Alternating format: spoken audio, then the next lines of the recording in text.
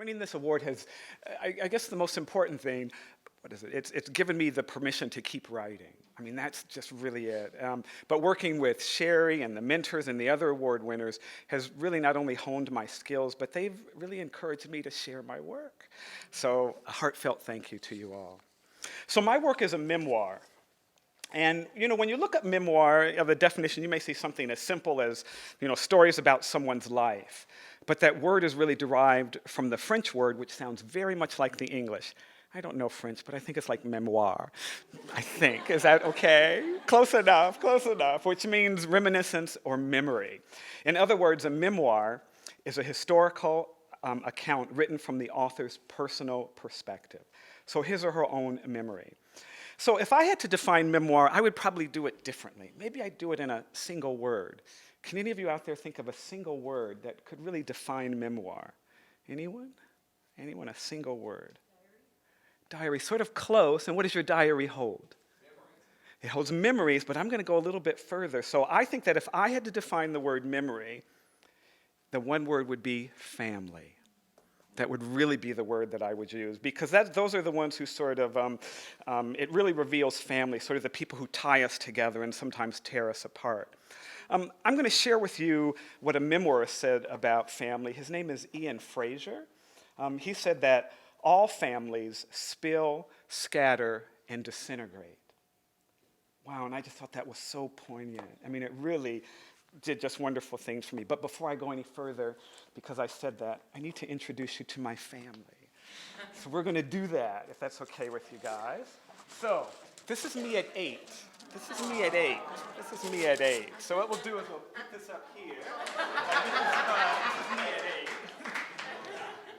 I hope I get them all to stick. This is my mother 2 years before I was born. And if you look in the very corner there, that's actually my older brother. So we'll put this one up. I think I got them all good. Here is my father, and I got my father a little bit older here. So this is my father at 45. So this is the time when I was going away to college. So that's when I was leaving home. So I'll put him right up here. So you have that one. And the last one is my brother. So I showed him to you when he was much younger. I'm not going to show him to you when he was other one. But here he is when he's 4. I think he really got all the good looks, but the interesting thing about my brother is I try to speak of him very fondly, but I can tell you there's a lot of animosity between us. But that's another story and another book. Okay. Another story and another book. So what I'd like to do is read sort of a short chapter of my work. And, I often don't name my chapters, but there was a kind person in my group who actually made a suggestion that stuck with me. So she named my title, Her Shoes. And I sort of kept that. So let me tell you a little bit about it. The setting is my childhood home in Chicago. It is 1966, and I am 9 years old. And what I'm going to do is I'm going to place you in my parents' bedroom. Her shoes. Night is when I entered their bedroom most often, when I couldn't sleep or was afraid to fall back asleep.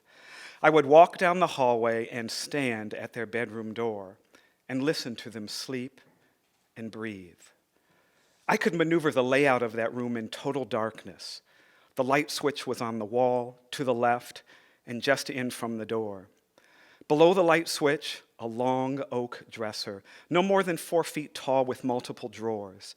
To the left of the dresser, their closet, a large closet with tall sliding wood doors on each end. It was in this closet and in this room where I felt most safe. If you walked 4 steps straight in from the door, my knees would hit the foot of the bed. A simple bed, no footboard, easy to climb into and easy to slide out of. If I reached forward from the foot of their bed, I would grab the soft beige comforter my mother made, or my father's toes. If I looked up, I would see the window and the dappled moonlight weaving through the curtains, casting shadows on their faces as they slept. If I took 3 steps to the left, I would be on the side of the bed where my mother was, the side that I retreated to most often. I would glide my fingers up along the edge, feeling for an opening. Finding it, I would slowly lift the covers and climb in next to her. Only then would my breath stretch back into sleep. The day after her funeral, I walked past their bedroom. Then I turned around and walked back. This time I stopped at the door. The bed was made, the covers were smooth, and the corners neatly tucked. The floor was clean, and the closet doors were closed. No one had slept in that room for several days or nights, not even my father. I wanted the light in that room to be warm, to pour through the window in hues of amber and vanilla and ochre and gold and lift me and cradle me and wash me in memory. I wanted the room to feel the way it used to, like someone I cared for still lived here. But it was the second week of January. January in Chicago is cold, and the sky is gray, and the light is harsh, and it plunged through the window in metallic shades of Arctic blue, glacial white, and pale slate gray. The light pushing through the window wasn't warm. It was cold and empty, and revealed that everything that belonged to her and reminded me of her was gone. I slid the closet door open. It was empty. I stood there for a moment and imagined how it was once filled with her dresses and her shoes and coats and hats and her stuffed animals and my favorite hiding places. Where are her clothes, I wondered.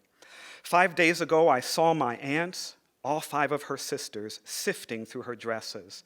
When they were done, they only took one, the muted pink dress, the dress with pleats and the small waist and the matching buttons and the belt of the same fabric, the dress that smelled most like her and her favorite perfume, the one that matched the blush of her cheeks when she saw me watching her put it on and she would smile back at me, the one that was soft and flowing and covered me in happiness because she was happy wearing it.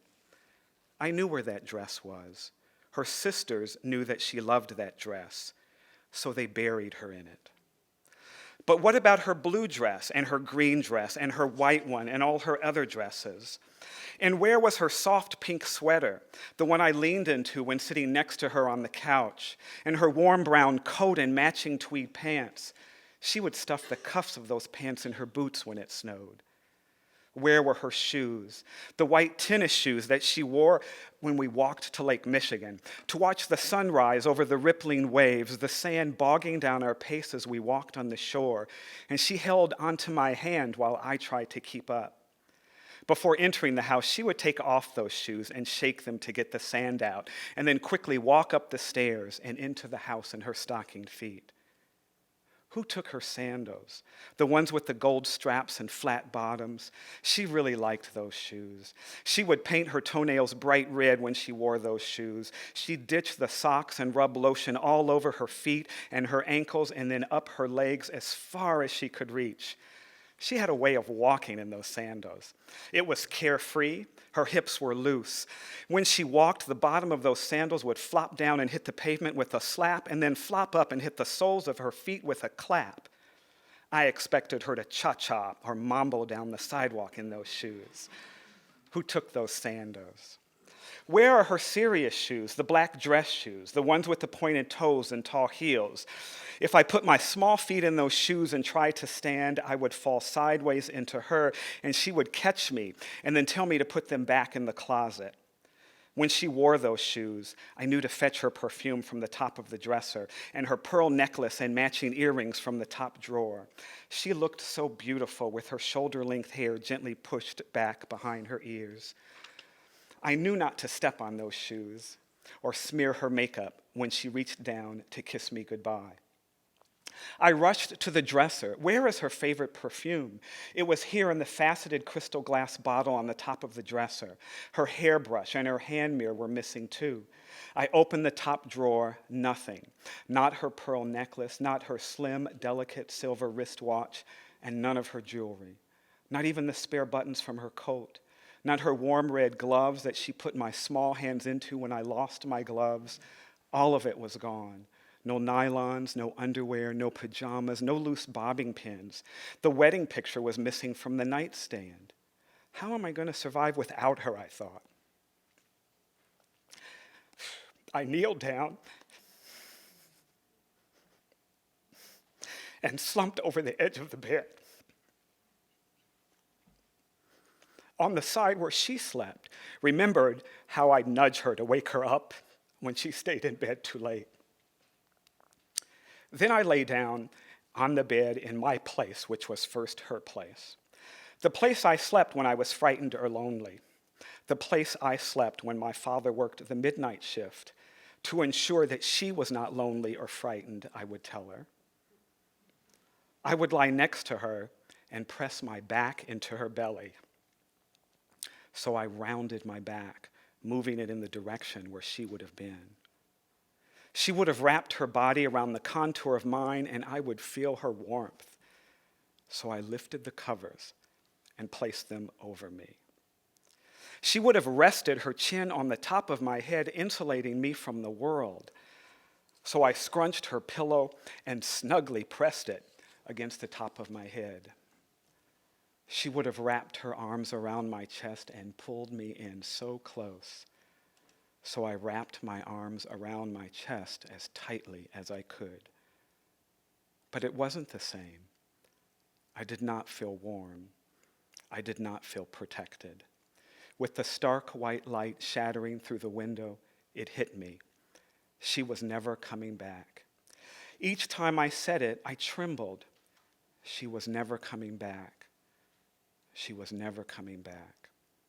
I turned on my side and stared into the empty closet.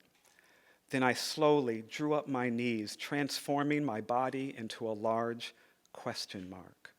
Who would have taken all of her things out of my life as if she never existed and as if I never wanted to remember?